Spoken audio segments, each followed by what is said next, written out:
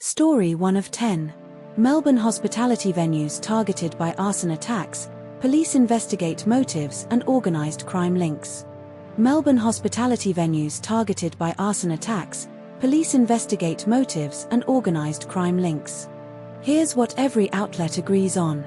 15 arson incidents, including attempted arsons, at Melbourne hospitality venues since the 14th of April, 2026, primarily in CBD, South Melbourne, South Yarra, and Prahran. 12 people arrested in relation to the arson attacks across multiple articles. Detective Superintendent Jason Kelly announced a specialist police task force named Eclipse to investigate the attacks, targeting organised crime syndicates. Detective Inspector Chris Murray, Arson and Explosive Squad, stated no clear links between targeted venues, and owners reported no extortion demands. Suspects were recruited through an underworld gig economy, described as crime tasker or air tasker equivalent, and paid between $500 to $1,000 per attack, sometimes up to $20,000. But not all outlets told the same story. The Guardian and ABC state no extortion demands were reported by venue owners, but The Age cites anonymous hospitality sources claiming an extortion plot by a bikie gang targeted Francois. The Guardian and ABC mention 15 incidents since the 14th of April, while The Age reports at least 6 attacks since the 12th of April, with some venues hit multiple times. The Guardian and ABC describe payments to offenders as ranging from $500 to $1,000, while ABC also mentions payments as high as $20,000 in one case. This story was covered by ABC News, The Guardian, and The Age. Story 2 of 10. ACCC sues Woolworths over alleged fake prices, dropped discounts on 266 products. ACCC sues Woolworths over alleged fake prices, dropped discounts on 266 products. Here's what every outlet agrees on. The ACCC alleges Woolworths breached Australian consumer law by misleading customers with fake discounts on 266 products between September 2021 and May 2023. Woolworths temporarily increased prices of products by at least 15% for 45 days or less before placing them on prices dropped promotions at prices higher or equal to the original long-term price. The trial is examining 12 representative products, including Oreo Family Pack, Arnott's Tim Tams, Fab Laundry Powder, and Stay Free Pads. Woolworths' prices dropped program was introduced around 2015, similar to Coles' Down Down program, which was also subject to ACCC legal action. Woolworths' Chief Commercial Officer, Paul Harker, testified that the supermarket relaxed its internal guardrails for the prices dropped program, reducing the required price establishment period from 8 to 12 weeks to 3 to 6 weeks. But not all outlets told the same story. The Guardian and ABC report that the prices dropped program was phased out by Woolworths at the end of 2024, but no other sources mention this specific timeline. Woolworths claims the first price of $3.50 for Oreo Family Pack was a pre-inflationary dropped price, but the ACCC argues it was the original long-term price. Woolworths says the price establishment period was reduced due to inflation, but the ACCC argues the changes were made to facilitate planned price spikes for prices dropped promotions. This story was covered by ABC News, The Guardian, news.com.au, and SBS News. Story 3 of 10. 30th anniversary of Port Arthur massacre and its lasting impact on Australia. 30th anniversary of Port Arthur massacre and its lasting impact on Australia. Here's what every outlet agrees on. 35 people were killed and 23 were wounded in the Port Arthur massacre on April 28, 1996. The massacre occurred at the Port Arthur Historic Site in Tasmania. A memorial ceremony was held on April 28, 2026, marking the 30th anniversary, attended by around 160 people, including survivors, families, and community members. The gunman, Martin Bryant, was sentenced to 35 life sentences with no parole. The National Firearms Agreement was introduced after the massacre, including a ban on semi-automatic and pump-action shotguns, stricter firearm licensing, and a national buyback scheme. But not all outlets told the same story. Article 3, ABC, states Walter Mycak called some jurisdictions' response to the Bondi terror attack pathetic, but this opinion is not echoed in other articles. Article 2, Newscamau, mentions John Howard wore a bulletproof vest at a hostile gun rally, but Article 1, ABC, does not reference this specific detail. Article 3, ABC, notes that the National Firearms Agreement led to a gun buyback program that destroyed over 650,000 firearms, while other articles do not specify this exact number. This story was covered by ABC News and news.com.au. Story 4 of 10.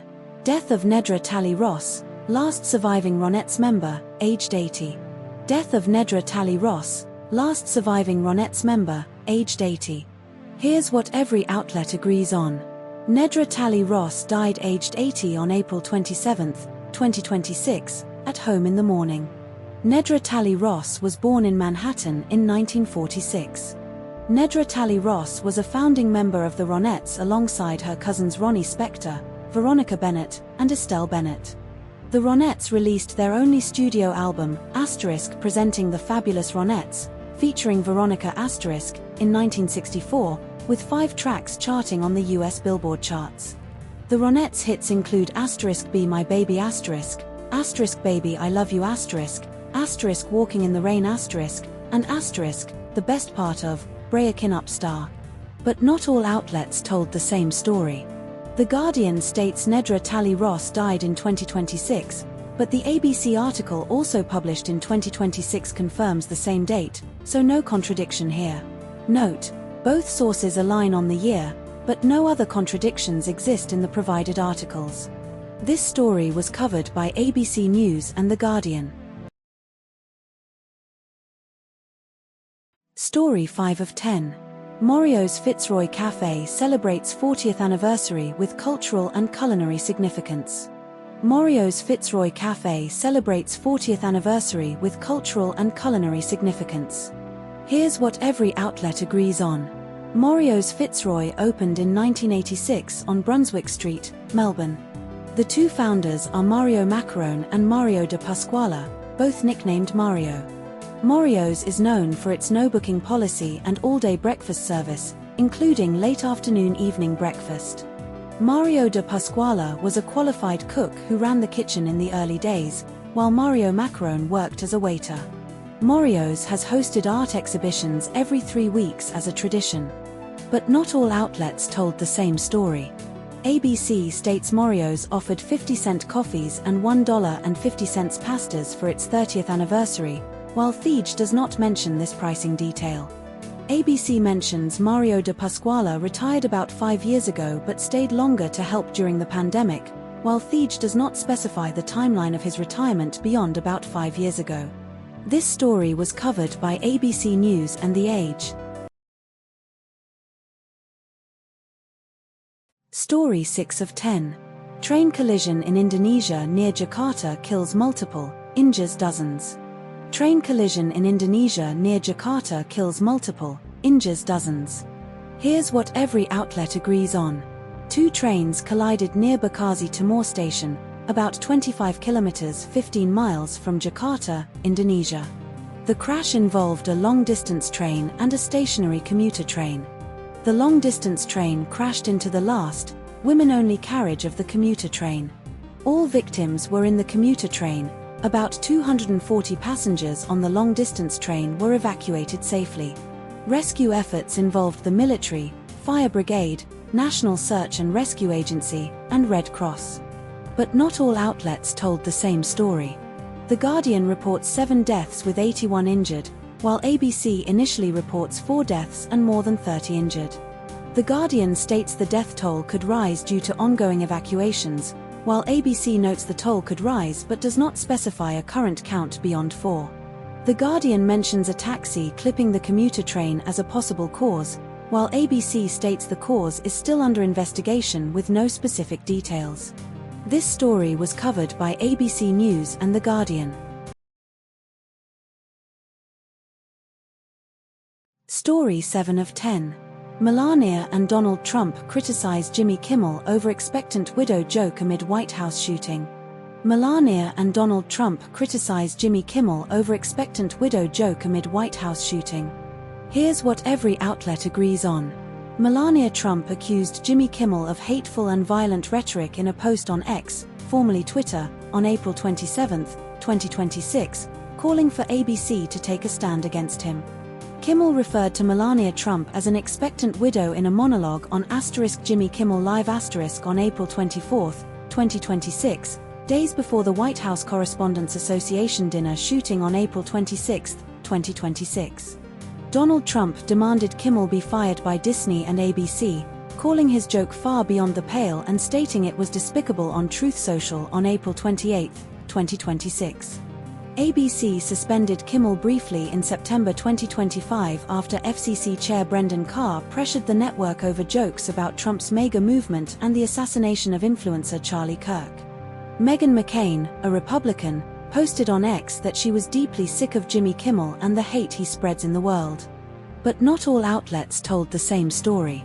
ABC states Kimmel's joke was made on April 24, 2026, while The Guardian does not specify the exact date but confirms it was last Thursday before the April 26 shooting, implying consistency.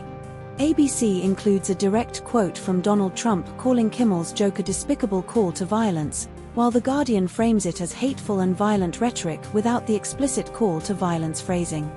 ABC mentions Melania Trump is 56 years old, born in Slovenia, while The Guardian does not provide her age or birthplace. This story was covered by ABC News and The Guardian. Story 8 of 10. UK Parliamentary Inquiry warns of AUKUS submarine delivery risks. UK Parliamentary Inquiry warns of AUKUS submarine delivery risks. Here's what every outlet agrees on. The House of Commons Defence Committee released a report on April 28, 2026, warning of shortcomings and failings in the UK's ability to deliver AUKUS submarine commitments. The report states that UK political leadership for AUKUS has faded and calls on Prime Minister Keir Starmer to take a more visible role to prevent the pact from being derailed. The UK's submarine fleet is at its smallest in living memory, with only one attack-class submarine, HMS Arson, available in February 2026, which was recalled to the Middle East due to war in the Gulf. Australia is set to receive at least 8 nuclear-powered submarines under AUKUS, including 3 Virginia-class from the US and 5 SSN AUKUS boats built in Adelaide. The UK's Barrow-in-Furness shipyard, the only facility for building submarines, has faced funding shortfalls and delayed upgrades, with £200 million committed but timelines already slipping. But not all outlets told the same story. The Guardian and ABC described the UK's submarine fleet as the smallest in living memory and stretched to the limits, while Newscomau quotes Prime Minister Albanese as stating AUKUS is full steam ahead with no mention of fleet strain. Newscomau states the Trump administration has brushed off concerns about US submarine production delays, but ABC notes critics argue the US's America First approach and geopolitical factors have undermined the case for AUKUS. The Guardian emphasizes that the UK's Dreadnought-class submarines take priority over AUKUS, while Newscomau and ABC focus primarily on AUKUS funding and delivery risks without highlighting this specific priority conflict. This story was covered by ABC News, The Guardian, and news.com.au. Story 9 of 10. Global military spending hits record $4T in 2025, driven by wars and geopolitical tensions. Global military spending hits record $4T in 2025, driven by wars and geopolitical tensions. Here's what every outlet agrees on. Global military spending reached nearly $2.9 trillion $4 trillion Australian dollars in 2025, the highest ever recorded, according to the Stockholm International Peace Research Institute, SIPRI. The United States, China, and Russia accounted for more than half of global defense expenditure in 2025, with a combined total of $1.48 trillion. Global military spending has risen for the 11th consecutive year, with a 41% increase over the past decade. Ukraine was the 7th largest military spender in 2025, increasing its budget by 20% to about 40% of its GDP. Australia ranked 17th globally in military spending in 2025, with $35.3 billion allocated to defense. But not all outlets told the same story. Article 1, SBS, implies Australia's ranking is the focus, but Article 2, ABC, provides specific data, 17th globally, $35.3 billion, that contradicts SBS's lack of detail. Article 1, SBS, does not specify the $4 trillion figure or its source, while Article 2, ABC, attributes it to CIPRI with precise context, nearly $2.9 trillion. This story was covered by ABC News and SBS News. Story 10 of 10. Dolphins spotted in Melbourne's Yarra River, April 2026. Dolphins spotted in Melbourne's Yarra River, April 2026. Here's what every outlet agrees on. An adult bottlenose dolphin was spotted in the Yarra River as far up as Herring Island at South Yarra and near Hoddle Bridge at Richmond. The dolphin appears to be in good health and behaving normally, likely following prey into the river. David Donnelly from the Dolphin Research Institute stated the dolphin is most likely chasing prey and not in distress. Port Phillip Bay is home to more than 120 bottlenose dolphins and over 30 common dolphins, some of which occasionally venture up the Yarra River. Public guidelines advise not approaching dolphins within 100 meters in boats, 300 meters on jet skis, or 30 meters for swimmers and paddlers. But not all outlets told the same story. No contradictions found between the two sources. This story was covered by ABC News and news.com.au.